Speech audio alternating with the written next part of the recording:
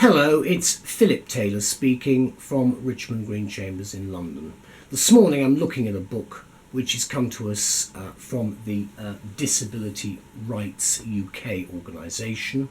It's a very important book, and it's something which we as lawyers, so both solicitors and barristers and legal advisors, should be well aware of. It's the Disability Rights Handbook, now in edition 40, covering the year April 2015 to April 2016. It's been compiled and put together by Ian Greaves, and the title we have given it, my wife Elizabeth and I talked about the book, and we've given it a review title, which we're putting on the web and in the journals, From Disability Rights UK, a practical guide for anyone involved with welfare law or disability issues. Now, before we go into the review, let me just show you the book itself. Here it is. Nice little pink cover, spine, and a lot of detail on the back. Now, inside you've got a mine of information. You've got a lot of rate information there, which you can see. Then you've got the title itself. The paper is quite thin, so do be careful with that. On the back cover, you've got, again, a bit of advertising, and then you've got an index, which again is quite detailed. I found the index quite helpful. You can see again a bit of the index there. And if I go into the book itself, the handbook itself, you've got to be careful with the pages. I did find them a little bit light. There are sort of boxed areas to deal with specific things you might be looking for. I think you do need a bit of practice in getting around the publication itself. There are a lot of chapters in it. Let's go to the front of the book. You need to get used to how to look things up. There are lots of acknowledgements there. There's a lot of information that's been brought together. You see how the structure of the book is section numbers throughout, all the way through. And there are in fact 62 chapters and rather a large number of sections, but they are not numbered. They're by the alphabet, so you can see finding them is reasonably okay, but you do need to know what subject heading you look at to find which alphabet number and so forth. And then after that you've got a benefits checklist, which I think is again very important, of great help to anyone advising, I'm sure. Then you've got the legal references, of which there are numerous. More about that in a minute, because I'm going to make a comment which I've made before, and that is there is just so much of it, and I just wonder when it will end sometimes. There's the abbreviation list there. Very helpful, because like everybody else, I am completely baffled sometimes by some of these abbreviations, and so it does assist in knowing if you suddenly have a mental block. It's quite helpful just to look at it. There's no embarrassment about it. I mean, we all do it. And then someone says something, you say, well, what does that mean? Because you don't know. Then you've got, let's go for an example with the first chapter. You've got a little, very short little list of the introduction part. Then you go straight in. What does the handbook include? What's new? And the basic benefits of disability and so forth. Then there are various publications. Then types of benefits and so forth, and then it runs all the way through. And if I open it in the middle, you do have, this is an important, very important area, respite care. You've got the boxed area again. So you should be able pretty quickly, there for instance chapter 19, income support. So you should be able to find what you're looking for pretty quickly, and you will find when you look at the back with the index that it's actually by page number, which is the easiest way of actually finding things. So I think Ian Greaves has done a very good job in what is an absolutely it is a really difficult area, and we do need this sort of publication desperately at a very reasonable price, I hasten to add, in order to try to understand what those characters in Westminster are producing, because frankly this stuff is really complicated, and I don't think it's good enough to say, well, we have to have it. It's like the tax situation. It is far too complex, and it's time a bit of simple approaches are brought in which might actually be understandable to the public. But that's enough of me on the soapbox. If I may say, this is what we think about this handbook, which I'm very impressed with. Disability rights and benefits, including age-related and bereavement benefits, are all out there. But how do you ascertain which ones you or your clients or those you care for are entitled to, and how are they assessed? These are obviously the big questions, and ones where because of the emotions involved and all the problems, it's an area that we really do have to pay a lot of attention to. The usual response to this problem is to trawl the internet, which, if you've ever tried it, can take ages. So what you want a book, basically. The internet research, therefore, in this area, more often than not, reveals uncomfortably the true meaning of the word web. Because, as I've said before, this is a really complicated area.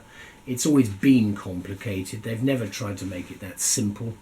With respect to the current government, they have been trying to simplify what was a complete mess. It still is a mess, but it's perhaps not quite as big a mess as it was. But the word web is a good word to use.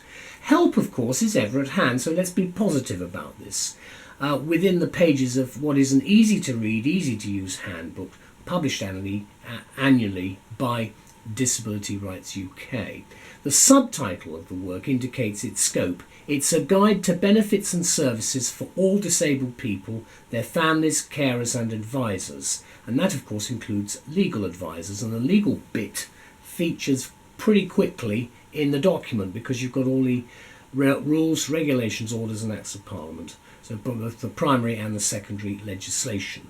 Interestingly, there is a concise section on legal references designed to steer lawyers and other advisors to the correct sources of information and advice under the headings of finding case law, finding acts and regulations, official guidance, and so forth. Also, it's important to note the lengthy list of acts from the Care Act to various regulations, working tax credits, regulations, and so forth. Now, I think, as I've said before, it's very complicated, but you will know quite quickly which area that you need to look at once you and your advisors have a problem which you need to try and solve.